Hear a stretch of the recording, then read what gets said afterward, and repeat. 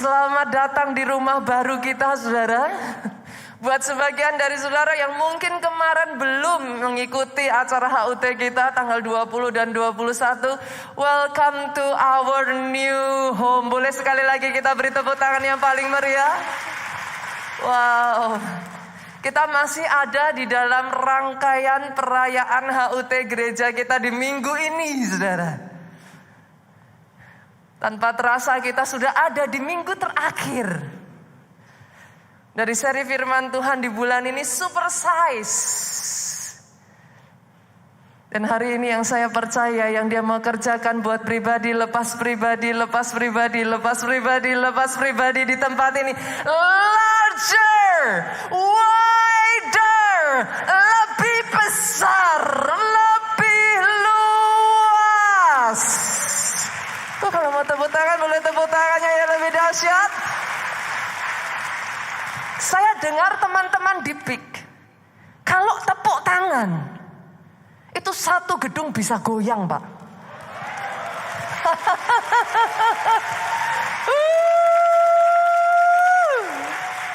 Saya pengen melihat antusiasme orang-orang yang ada di PIK itu seperti apa. Saya dengar dari orang-orang yang ada di daerah, saat ini PIK adalah salah satu tempat yang paling berkembang di Jakarta, paling maju. Saya pengen dengar antusiasme orang-orang yang ada di PIK seperti apa, saudaraku.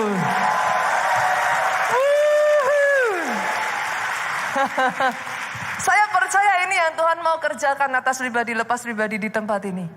Larger, wider, lebih besar, lebih luas. Itu sebabnya saya akan bacakan satu ayat ini, saudaraku. Ini adalah ayat rema yang Tuhan berikan atas gereja kita sepanjang UC maupun HUT gereja kita. Kita buka terlebih dulu Yesaya 54. Yesaya 54 ayatnya yang kedua sampai ayatnya yang ketiga. Saya bacakan, saudara. Lapangkanlah tempat kemahmu dan bentangkanlah tenda tempat kediamanmu. Jangan menghematnya. Panjangkan tali-tali kemahmu. Pancangkan kokoh-kokoh patok-patokmu. Sebab engkau akan mengembang ke kanan dan ke kiri. Keturunanmu akan memperoleh tempat bangsa-bangsa dan akan mendiami kota-kota sunyi. Terjadi, aminkan dengan suara yang paling keras. Jadi atas hidupmu, saudaraku, untuk Tuhan melakukan enlargement. Tidak bisa, saudara, tanpa Dia memperluas kapasitas saudara terlebih dulu. How can it be? Pastor, kapasitas apa yang harus diperluas? Kapasitas karakter kita harus diperluas, Bapak Ibu. Kapasitas imannya harus diperluas. Kapasitas hikmatnya harus diperluas. Kapasitas ketahanannya, Pak. Seberapa kau bisa ditarik, seberapa kau bisa dibawa. Tapi dengar ini baik-baik, saudara. Why, Pastor? Kenapa, Pastor? Saya belajar satu hal ini, saudaraku. Supaya kapasitas berkat yang Tuhan mau berikan atas hidup saudara diperluas.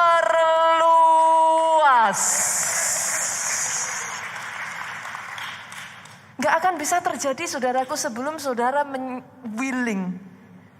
Saudara merelakan hidup saudara untuk di stretch out. Dan hari ini, saudaraku, saya akan membagikan 2 divine secret. Dari sekian banyak, saudara.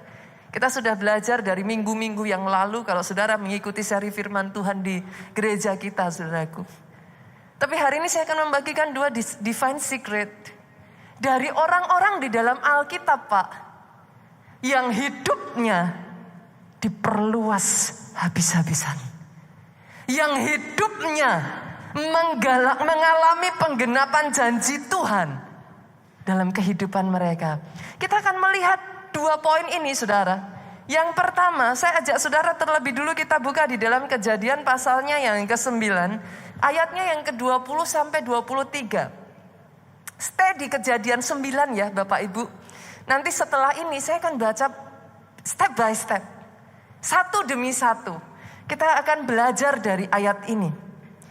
Dimulai dari ayat yang ke-20, Nuh menjadi petani. Dialah yang mula-mula membuat kebun anggur. Ini adalah kisah tentang Nuh, saudara. Setelah kejadian air bah yang melanda yang begitu besar. Masih ingat ya kisahnya ya? Apa yang terjadi? Ayat yang ke-21. Setelah ia minum anggur, mabuklah ia dan ia telanjang dalam kemahnya. Sebagian dari saudara membaca ayat 21 ini maka akan muncul pertanyaan, isn't it a mistake, Pastor? Apakah enggak ini sebuah kesalahan gitu? He's not only drinking, Pak. Nuh bukan hanya minum, he's drunk. Dia mabuk. Dalam posisi dia mabuk itu, saudara, dia sampai telanjang. Kalau saudara bertanya kepada saya, Pastor, isn't it a mistake? Yes, it is. Tapi bukan itu poin saya. Oke, Nuh bikin mistake. Tapi saya ingin mengajak saudara melihat pada saat Nuh bikin mistake, seperti apa respon 3 anak laki-laki Nuh. Kita lihat ya, saudara, kita lanjutkan ayatnya yang ke-22. Maka Ham bapak Kanaan itu melihat aurat ayahnya, lalu diceritakannya kepada kedua saudaranya di luar. Ham melihat kesalahan bapaknya, saudaraku. Dia umbar, dia ceritakan, dia bongkar kesalahan bapaknya, saudara. Kita lanjutkan ayatnya yang ke-23. Bagaimana dengan 2 saudara yang lain? Sesudah itu Sem dan Yafet mengambil sehelai kain, membentangkannya pada bahu mereka berdua. Lalu mereka berjalan mundur. Mereka menutup aurat ayahnya sambil berpaling muka sehingga mereka tidak melihat aurat ayahnya. 3 anak ngelihat kejadian yang sama, Pak. Melihat kesalahan yang sama, Bu. And choose to act differently. Yang satu, Ham, melihat ayahnya bikin salah, dengan cepat, nggak tunggu-tunggu, dibongkar, diceritakan. Dia ngomong, papa bikin salah, papa bikin salah. Lihat betapa memalukannya apa yang dilakukan papa. 2 anak yang lain melihat hal yang exactly the same. They cover it. They protect their father. Masalahnya ceritanya nggak berhenti sampai di sini, Bu. Kita lihat ya, saudara. Apa yang terjadi berikutnya? Ayat yang ke-24 sampai ayatnya yang ke-25 saya bacakan. Setelah Nuh sadar dari mabuknya dan mendengar apa yang dilakukan anak bungsunya kepadanya. Jadi Ham ini adalah anak bungsunya, saudara. Berkatalah ia, dengar ini, saudara. Terkutuklah Kanaan, hendaklah ia menjadi hamba yang paling hina bagi saudaranya. Wow. Ternyata tindakannya Ham ini bring consequences, saudaraku. Boleh perhatikan ke depan, saudara. Disrespect brings curse. Wow, ini keras, Pak. Poin saya yang pertama, learn to have respect. Disrespect, shrinking, mengecilkan keturunan Ham bahkan sampai keturunannya, saudaraku. Pastor, Tapi kan tidak langsung terjadi. Yes, it doesn't happen overnight, saudara. The moment Ham melakukan itu, nothing happen. Bahkan setelah Nuh mengatakan hal ini kepada Ham, nothing happen at all. Pastor, bagaimana pastor tahu nothing happen? Yes. Salah satu alasan bangsa Israel masuk ke tanah perjanjian, dikatakan di sana, saudaraku, tanah perjanjian by the way adalah negeri Kanaan, saudara. Dikatakan di sana itu adalah tanah yang limpah susu dan madunya. Yang mengerti boleh angguk-anggukkan kepala saudara. Artinya, saudaraku, ini tanah yang diberkati buat sebagian orang.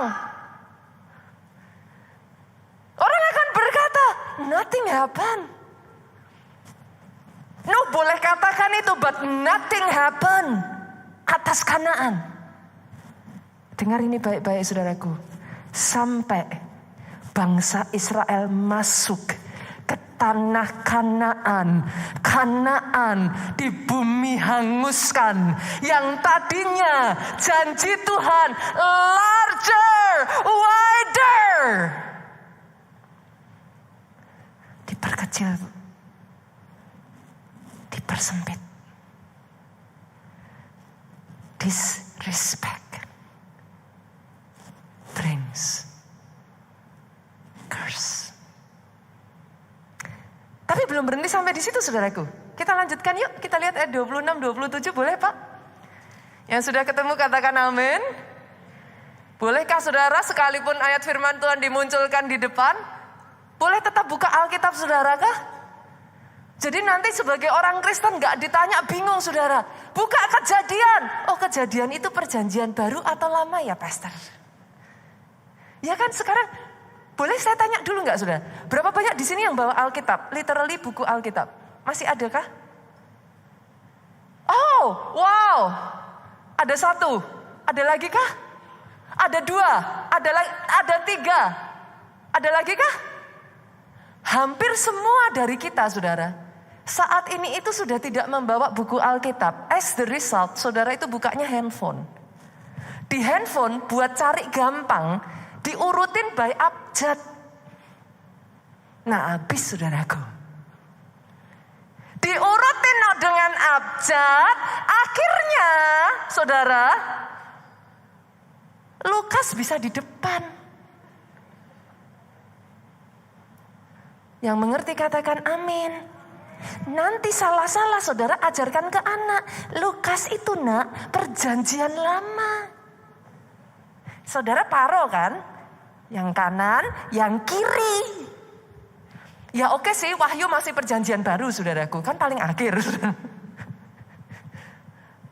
Tapi nanti saudara bingung. Sevanya pakai Z. Anakku, Sevanya adalah perjanjian baru. Dia kitab paling akhir. Habis, saudara. Yang mengerti apinya yang paling keras? Coba senggol kiri kanan, Pak. Baca yuk Alkitabnya. Boleh ya, saudara? Kita lihat ya, ayat yang ke-26 sampai ayat 27. Kita lihat ya. Lagi katanya, Nuh belum berhenti berbicara, saudara. Terpujilah Tuhan Allah Sem. Dari Sem inilah lahir keturunan bangsa Israel, saudara. Hendaklah Kanaan menjadi hamba baginya. Jauh sebelum terjadinya, sudah dinubuatkan, saudara.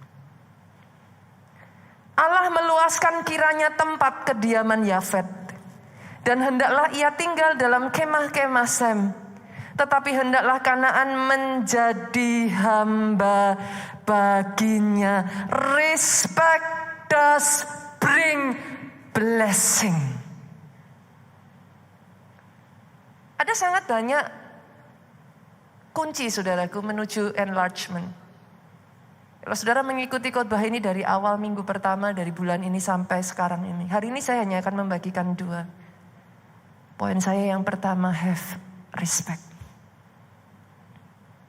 Pertanyaannya pastor, kalau gitu saya respect siapa pastor? Yang pertama saudaraku, respect orang yang ditempatkan di atas saudara. Yang mengerti aminnya yang paling keras. Pastor, siapa orang yang ditempatkan di atas saya, Pastor? Yang paling sederhana kalau di sini ada anak-anak. Bagi saudara yang adalah orang tua, dengar ini, saudara pun masih memiliki orang tua. Anak-anak dengarkan, respect orang tuamu. Keluaran 20 saudara, media boleh bantu saya dimunculkan di depan ayatnya yang ke-12. Hormatilah ayahmu dan ibumu, supaya lanjut umurmu di tanah yang diberikan Tuhan Allahmu kepadamu.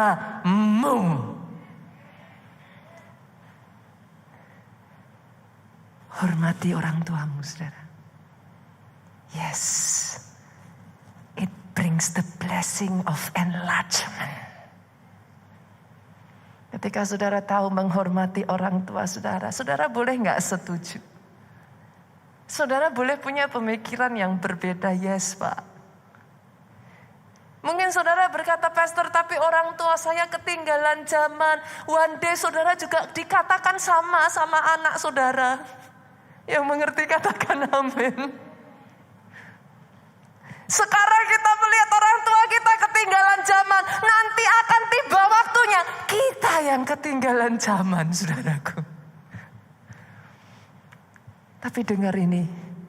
Ketika kau put the respect, firman Tuhan berkata, umur panjang ada di tangan kananmu. Kekayaan hikmat di tangan kiri. Itu jadi atas hidupmu. Bukan hanya orang tua secara jasmani, Bapak Ibu. Tapi ada yang namanya orang tua rohani. Ibrani ayatnya yang ketiga, pasalnya yang ke-13, ayatnya yang ke-17 mengatakan, merekalah yang berjaga-jaga atas jiwamu. Bolehkah saya katakan ini, saudaraku? Gereja keluarga Allah adalah cell church. Itu adalah tagline gereja kita, saudaraku. Kita bukan hanya gereja biasa, kita gereja sel.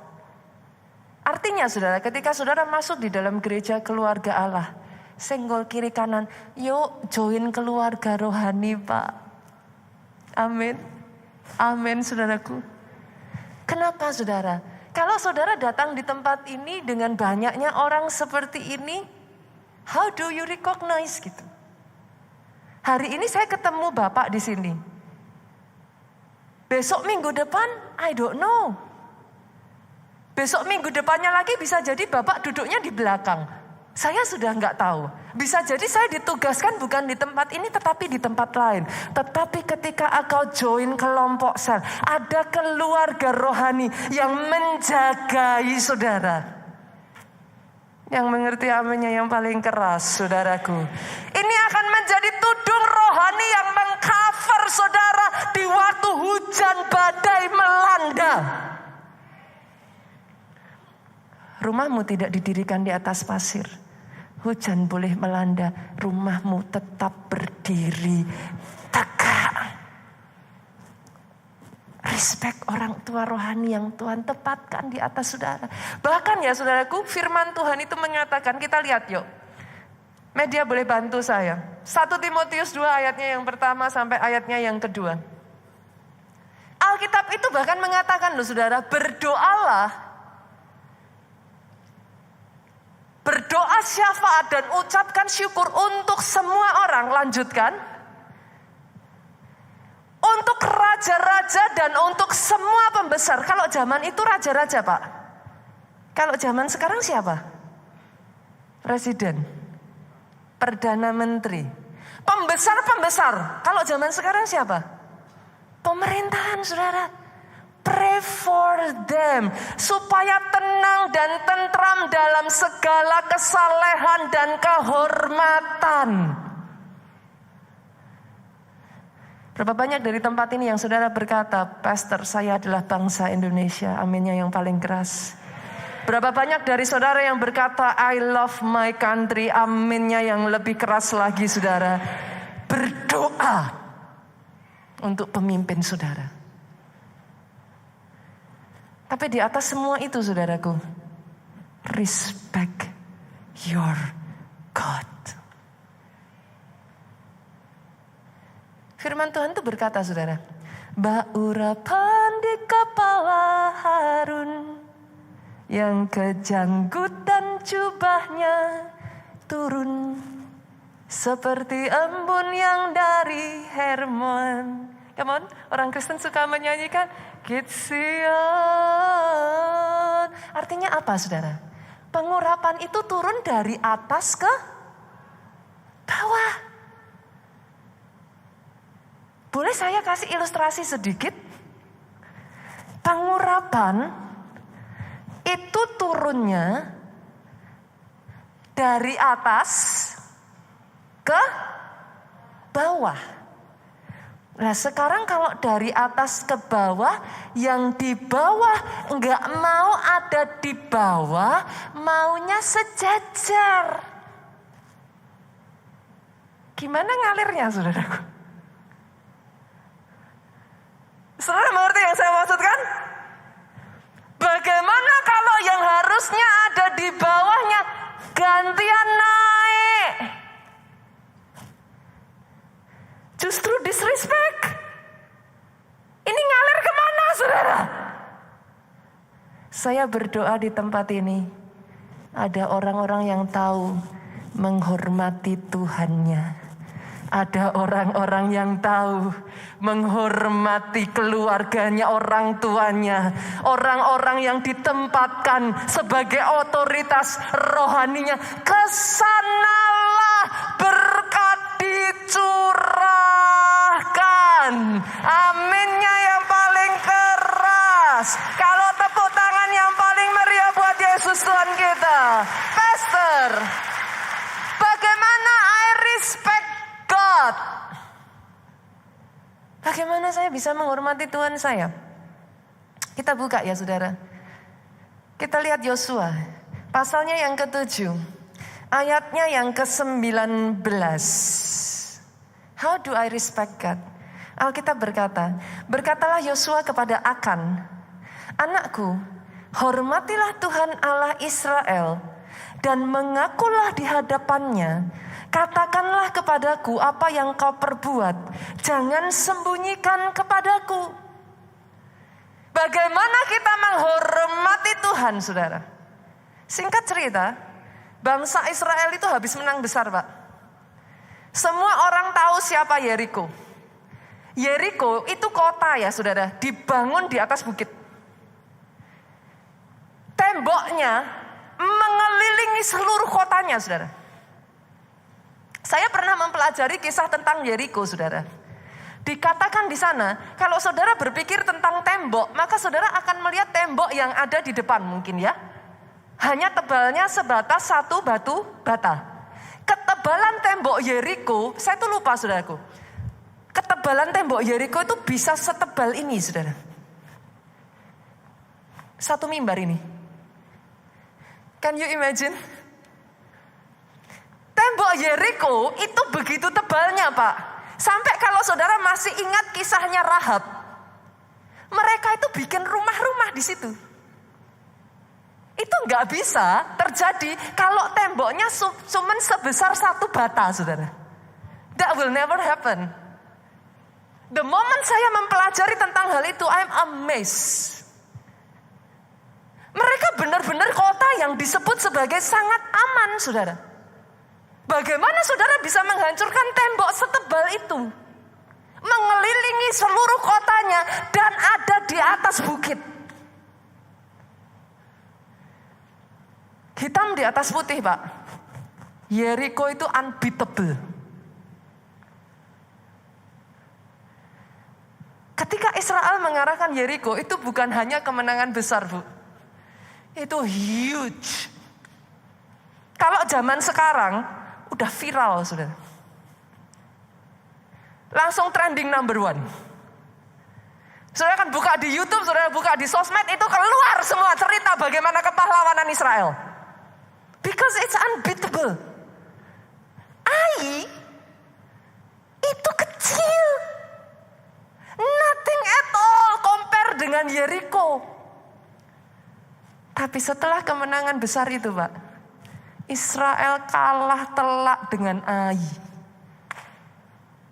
Wow. Saya yakin saudara akan bertanya hal yang sama. How can it be? Bangsa sebesar Yeriko loh, Pak.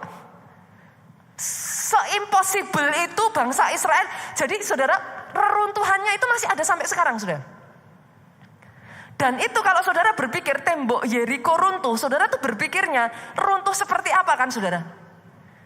Tembok Yeriko itu runtuhnya langsung di satu titik, saudara, itu brak. Setebal ini, saudara. Impossible. Gak ada celah. Ketika itu runtuh, brak, langsung bangsa itu bisa masuk ke kota itu. Never happened before. Kalah sama Ai. Saudara tahu kenapa? Ada satu orang di dalam tim Israel berbuat dosa dan menyembunyikannya. Satu bangsa dipermalukan. Itu sebabnya ayat ini berbicara, anakku hormati Tuhan. Mengakulah di hadapannya, artinya apa, saudaraku? Akan tidak menghormati Tuhan dengan menyembunyikan dosa. How do you respect your God? Number one, Pak. Jauhi dosa. Saya tahu khotbah seperti ini khotbah yang gak laris, Pastor. Zaman sekarang. Little sih oke lah, Pastor.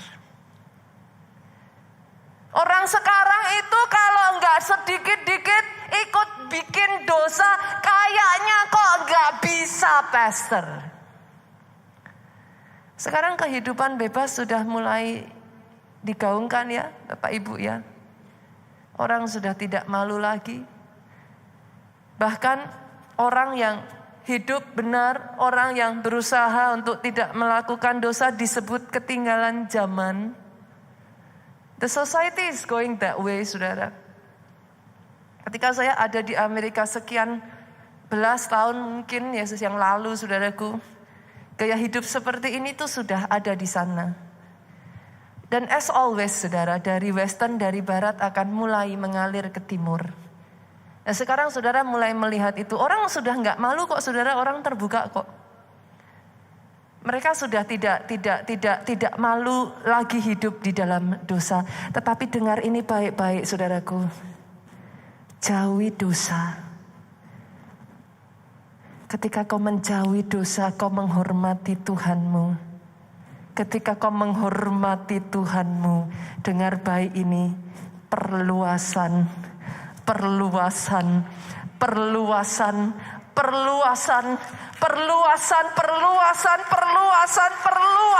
karena dosa hanya akan mengecilkan, men-shrinking, saudaraku, menyempitkan diri saudara. Dosa akan membatasi engkau, saudaraku.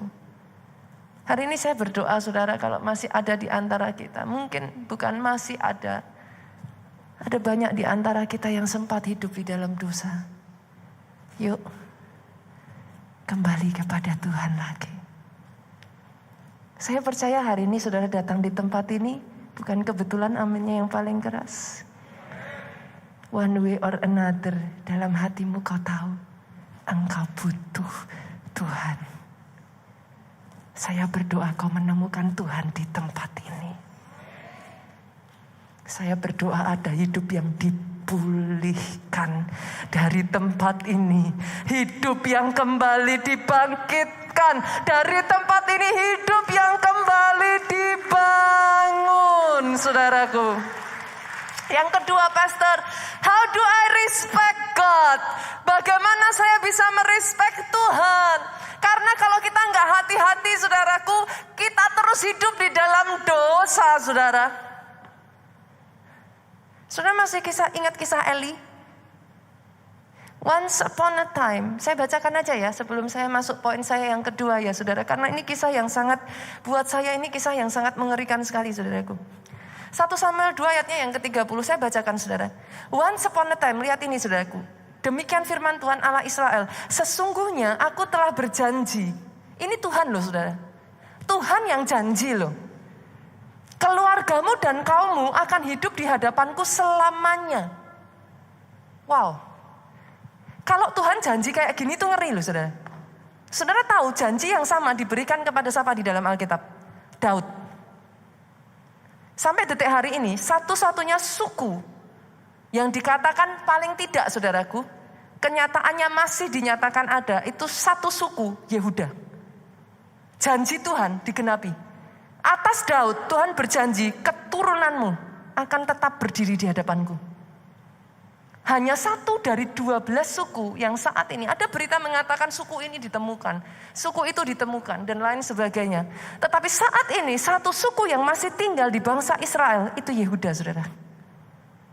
It could have been happen, ini bisa terjadi, saudaraku, atas kehidupan Eli dan keluarganya. Tapi saudara lihat apa yang terjadi. Tetapi hari ini ngeri, saudaraku. Tetapi sekarang demikian firman Tuhan, jauhlah hal itu daripadaku. Wow. Kenapa? Sebab siapa yang menghormati aku akan kuhormati. Tetapi siapa yang menghina aku akan dipandang rendah. Ngeri ya, saudara. Ini severe loh, saudara. Saya berdoa, orang-orang Kristen di tempat ini tahu menghargai Tuhannya. Tahu how to respect His God. Karena orang yang menghormati aku, ku hormati. Yang hormat bukan manusia loh, saudara.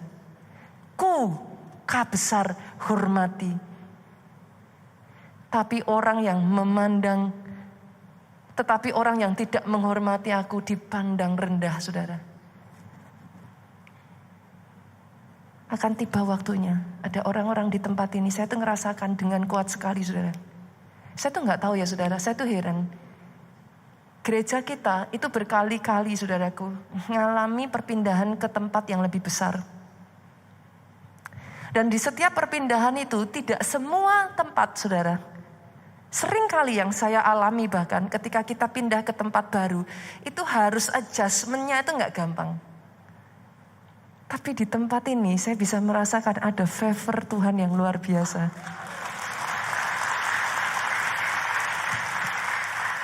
Saya ngalami perpindahan itu berkali-kali, saudara. Gak gampang kadangkala ketika masuk di tempat baru. Itu kadangkala itu bahkan kayak untuk ngajak jemaat masuk hadirat Tuhan dan lain sebagainya. Itu kayak harus disesuaikan lagi gitu, saudara.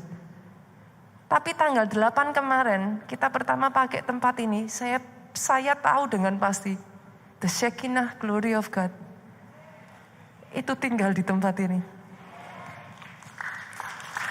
Bahkan sementara saya sampaikan ini buat saudara yang cukup peka dan terbuka, saudara bisa merasakan itu kayak mengalir kayak beres itu, saudaraku. Shekinah glory itu berbicara apa, saudara? Tuhan hadir. Respect Him. Karena yang kedua, saudara, bagaimana kita menghormati Tuhan? Hormati Dia dengan cara beribadah yang benar di hadapan Tuhan. Kalau saudara menyadari He is here, jangan hanya asal ibadah aminnya yang paling keras. Ibadahmu adalah penghormatanmu kepada Tuhanmu. Kita buka ya, saudara, ayatnya, kita lihat. Poin saya yang terakhir, saudara. Bagaimana kita menghormati Tuhan. Dari poin 1 ya saudara, maksud saya. Hormati Tuhan melalui ibadah kita. Maleakhi 3 ayat 13 sampai 14. Maleakhi 3 ayat 13 sampai 14. Bicaramu kurang ajar tentang aku, firman Tuhan. Ini gak enak banget tuh saudara. Ini Tuhan bukan cuman ngomong, Tuhan itu bicaramu kurang ajar tentang aku. Apa yang membuat Tuhan sampai ngomong kayak gini saudara?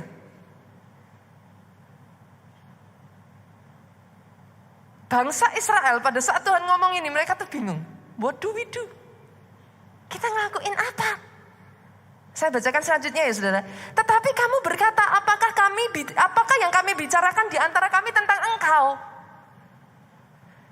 Hati-hati saudara. Kadang tanpa kita sadari kita bisa disrespect Tuhan, tapi kita nggak sadar. Tuhan sudah ngomong, kamu kurang ajar. Ibu-ibu di sini, halo. Ada yang pernah ngomong marah sama anaknya sampai ngomong gitu? Kamu kurang ajar. Kira-kira loh, saudara ngomong kayak gitu terus anaknya tanya, Mami, aku ngapain? Itu saudara gimana saudara? Cekik aja saudara. Saudara ngerti yang saya maksudkan? Ini kalau kita ibu-ibu udah sampai ngomong, kurang ajar. Udah lebih baik diam aja saudara. Bangsa Israel ngomong, kami ngapain? Mereka gak merasa melakukan kesalahan saudara. Mereka ngomong, kami berkata apa tentang engkau? Ayat 14, kamu berkata, lihat ini saudara, perhatikan ini, anak Tuhan perhatikan ini. Adalah sia-sia beribadah kepada Allah. Apakah untungnya kita memelihara apa yang harus kita lakukan di hadapannya? Dan berjalan dengan pakaian berkabung di hadapan Tuhan semesta alam. Saya pernah menceritakan ini ya saudara. Zaman dulu sama zaman sekarang itu punya bahasa gaulnya. Kalau zaman sekarang saudara bilang misalkan anak yang kemarin bilang YOLO. Saudara bilang sama bangsa Israel zaman itu mereka gak akan ngerti. YOLO. Maksudnya gimana YOLO? LOL. Mereka gak akan ngerti. Laugh out loud. Mereka gak akan ngerti. Sama, saudara baca itu kan bingung toh. Lah kok maksudnya gimana berjalan dengan bergabung? Merendahkan diri di hadapan Tuhan. Maksudnya gimana? Itu bahasa slangnya zaman itu saudaraku. Jadi kalau saudara baca itu, orang zaman dulu kalau nyuruh doa puasa, itu berkabung di hadapan Tuhan, saudara, merendahkan diri di hadapan Tuhan, berlumur debu, saudaraku, itu bahasa yang dipakai. Dengan kata lain, Tuhan itu ngomong, kamu tidak menghormati aku dengan mengatakan sia-sia beribadah kepada Allah. Wow. Saya baca ini ya saudaraku, saya amazed loh saudara. Saya hanya berdoa ya sejak dari hari ini ya saudara. Jangan anggap ibadah sebagai hal yang it's not a choice saudara. Don't take it for granted. Ketika saudara masuk tempat ini ya saudaraku. Anak Tuhan, bolehkah saya katakan ini? Sadari Dia hadir di sini. Ketika saudara menyembah, don't take it for granted. Jangan anggap itu biasa. Jangan jadi terbiasa. Tapi jadikan itu priority. Jadikan itu prioritas. Kenapa saudara? Kita lihat ayat selanjutnya, Maleakhi 3, ayatnya yang ke-16 sampai 17. Wow, ini amazing saudara.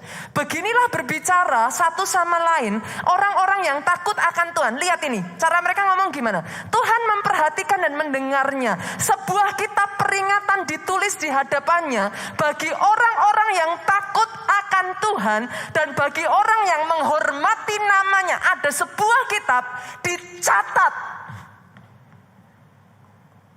Yang mana menghormati Tuhan, yang mana tidak menghormati Tuhan. Dicatat ternyata saudara. Mereka akan akan menjadi milik kesayanganku sendiri, firman Tuhan semesta alam. Tuhan itu taruh kepemilikan atas orang-orang yang menghormati Dia. Pada hari yang kusiapkan, aku akan mengasihani mereka sama seperti seorang menyayangi anaknya yang melayani dia. Ayat 18, baca dengan suara keras bersama-sama 2-3. Maka kamu akan melihat kembali perbedaan antara orang benar dan orang fasik, antara orang yang beribadah kepada Allah dan orang yang tidak beribadah kepadanya. Jadi atas hidup saudara akan ada waktunya di mana Dia akan menunjukkan ada perbedaan.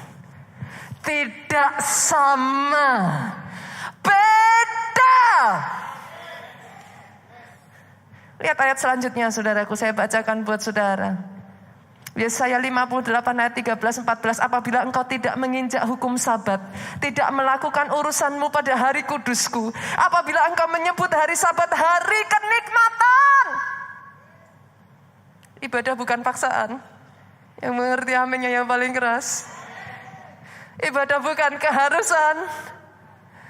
Senggol kiri kanan dari jauh, enjoy aja. Ibadah adalah kenikmatan. Dengar ini saudaraku. Apabila engkau menghormatinya dengan tidak menjalankan segala acaramu dan dengan tidak mengurus urusanmu atau berkata omong kosong. 14. Engkau akan bersenang-senang karena Tuhan. Aku akan membuat engkau melintasi puncak-puncak bukit di bumi. Tempatmu bukan di bawah, bukan ekor. Tempatmu di atas puncak-puncak bukit. Bukan hanya di atas puncak bukit saudara, tetapi kendaraanmu adalah kemenangan. Oh terjadi, saya berdoa ini terjadi atas hidupmu. Aku akan memberi makan engkau dari milik pusaka Yakub bapak leluhurmu. Sebab mulut Tuhanlah yang mengatakannya. Jadi dalam nama Yesus saudara, mulai dari hari ini, jangan hanya asal datang ibadah, boleh Bapak Ibu? Boleh ya. Datang lebih awal. Yang lain mau ngomong kanan kiri terserah. Duduk, langsung sembah Tuhan. Jangan setelah selesai ibadah, langsung buru-buru rebutan pulang saudaraku. Yang lain mau pulang silakan. Angkat tanganmu dulu, terima blessing saudara. Ucap syukur atas nikmat ibadah yang Tuhan masih berikan kesempatan kepada kita hari ini. Yang lain mau pulang buruan terserah. Tapi untuk saudara di tempat ini, saudara tahu menghormati Tuhanmu. Terima yang terbaik. Ketika kau ibadah, enggak asal ibadah. Enggak bisa pun dibuat bisa. Because it's a priority. Yang mengerti aminnya yang paling keras. Aminnya boleh yang lebih keras. Tepuk tangannya paling meriah yang terakhir saudara. Poin yang kedua. Bagaimana hidupmu bisa di-enlarge? Kejujuran. Ini lebih ini khotbah yang lebih enggak trending lagi saudara. Zaman sekarang khotbah kejujuran itu sudah sangat gak laku. Tapi mau lihat apa kata firman Tuhan? Yuk kita buka Amsal 14 ayat 11. Yuk kita lihat apa kata firman Tuhan. Rumah orang fasik akan musnah, tetapi kemah orang jujur akan mekar. Kata akan mekar tadinya apa saudara? Kuncup. Mungkin saat ini belum. Tapi firman ngomong akan mekar Pak. Enggak instan. Yang saudara lihat saat ini masih kuncup. Tapi firman Tuhan tidak pernah berdusta. Rumah orang jujur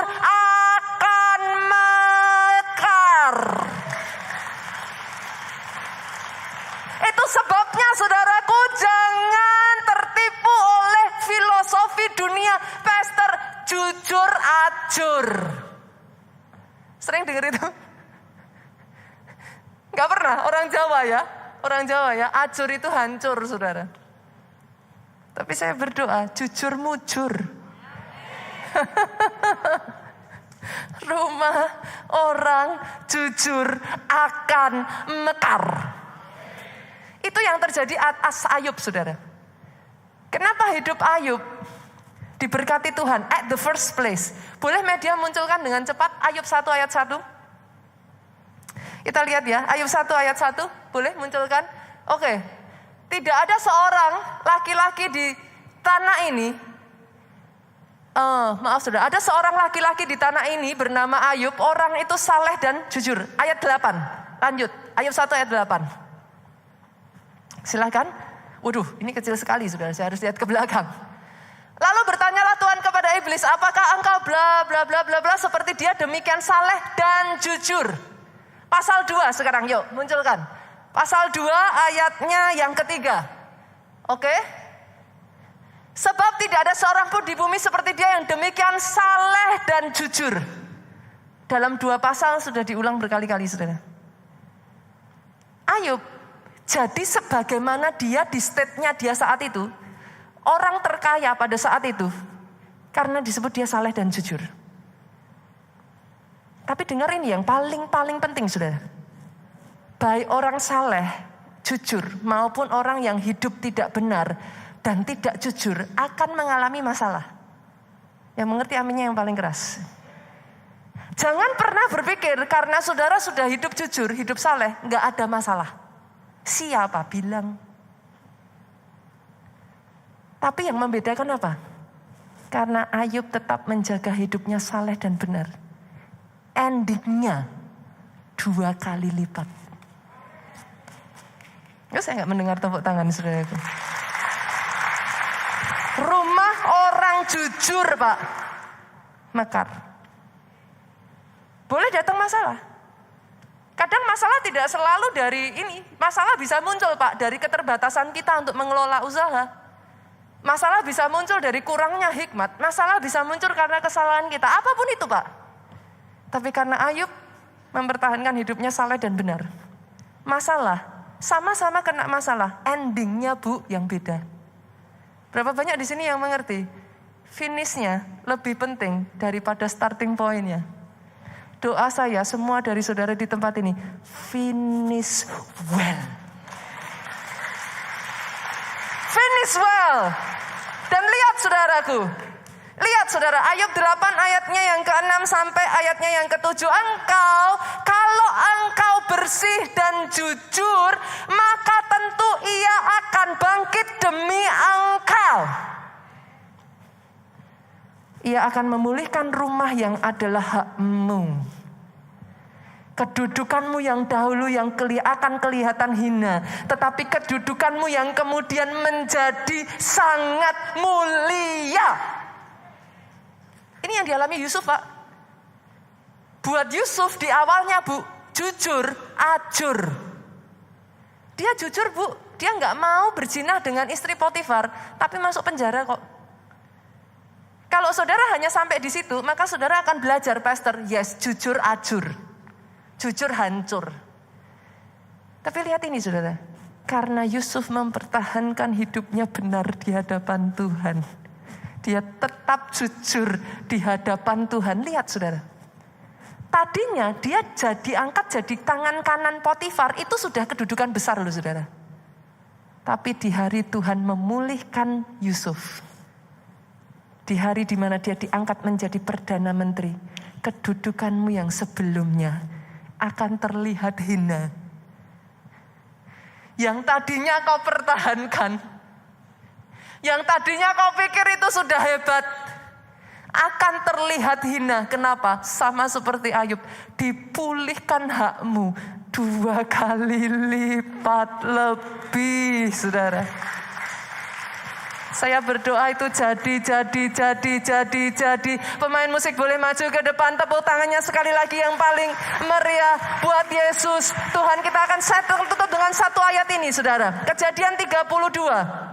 Ayatnya yang ke-9 sampai 10. Kemudian berkatalah Yakub, ya Allah nenekku Abraham dan Allah ayahku Ishak, ya Tuhan yang telah berfirman kepadaku, pulanglah ke negerimu, serta kepada sanak saudaramu akan berbuat baik kepadamu. Sekali-kali ayat 10 ini saya berdoa saudara, aku tidak layak menerima segala kasih dan kesetiaan yang engkau tunjukkan kepada hambamu ini, sebab aku membawa hanya tongkatku ini.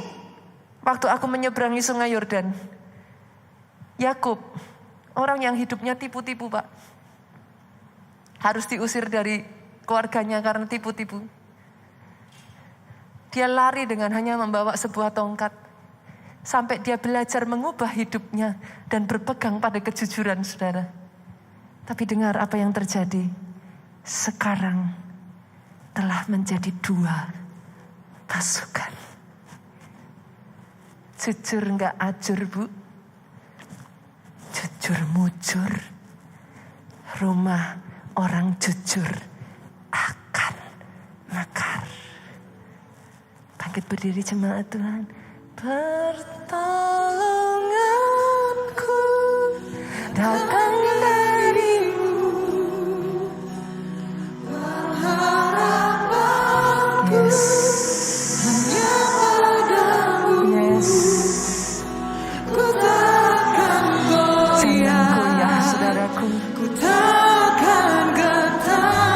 Jangan gentar ketika Tuhan izinkan masalah terjadi.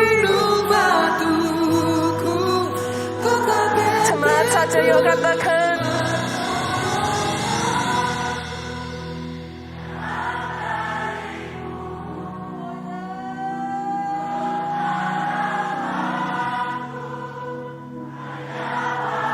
Aku tidak akan goyah Tuhan.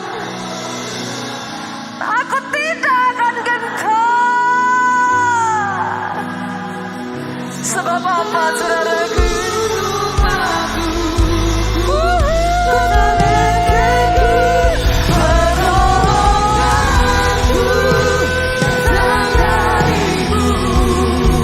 Dari mana datangnya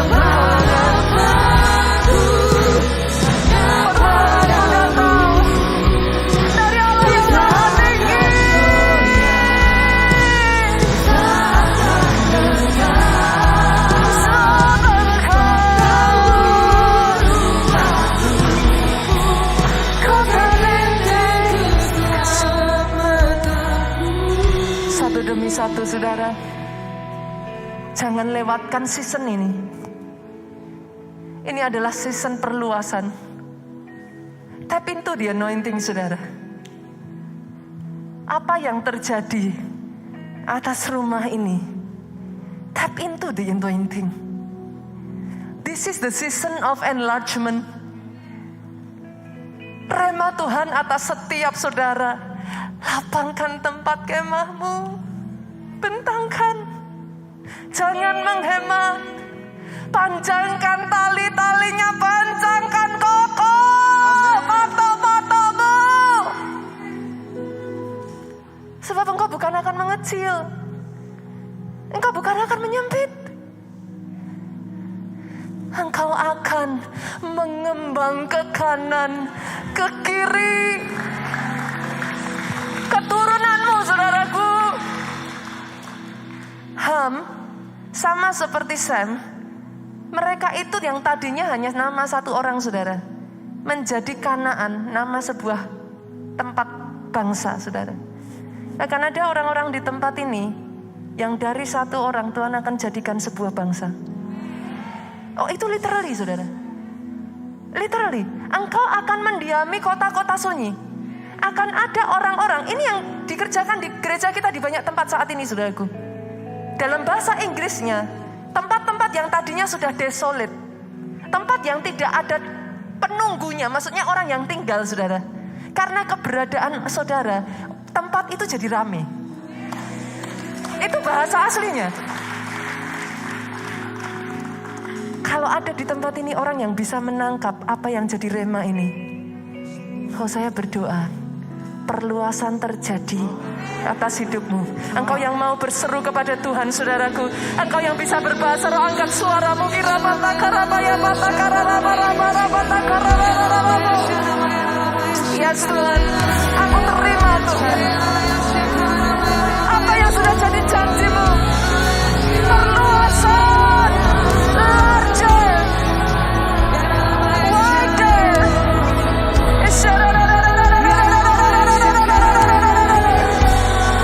Bantu kami Tuhan, hidup benar di hadapan-Mu. Bantu kami. Kau menghormati Engkau. Kau menghormati.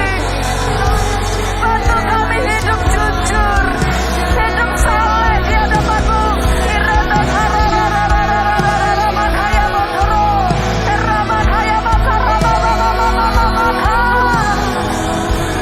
Jesus, Jesus, Jesus, Jesus, Jesus.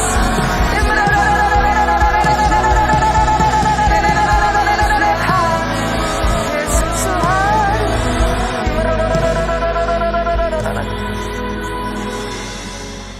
Sejak dari hari ini ya saudaraku, terus tertanam,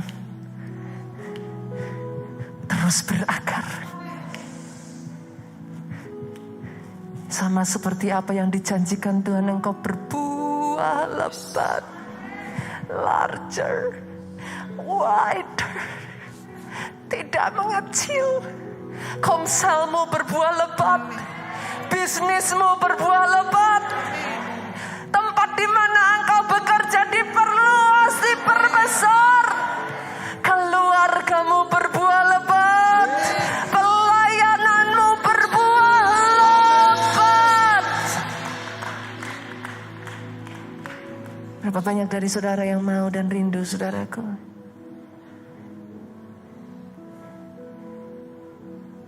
Angkat kedua tanganmu. Diberkati saudara oleh Tuhan. Oh yes, diberkati keluargamu. Melalui masa angin badai sekalipun diberkati keluargamu. Sebab masa depanmu gilang gemilang, saudaraku. Panjang umurmu, sehat sesehat-sehatnya. Dari mulutmu tidak akan berhenti keluar kesaksian demi kesaksian. Diberkati pelayananmu. Jangan datang tanpa melakukan apa-apa, saudaraku. Come on, join rumah ini. Do something for Him. Do something for Him. Do something. Diberkati pemberitaan Injilmu oleh Tuhan. Pulang saudara, bawa sukacita, damai sejahtera, cinta kasih Yesus Kristus, dan bersekutuan dengan Roh-Nya yang kudus, sekarang sampai selama-lamanya. Engkau yang diberkati, katakan dengan suaramu yang paling keras, amin.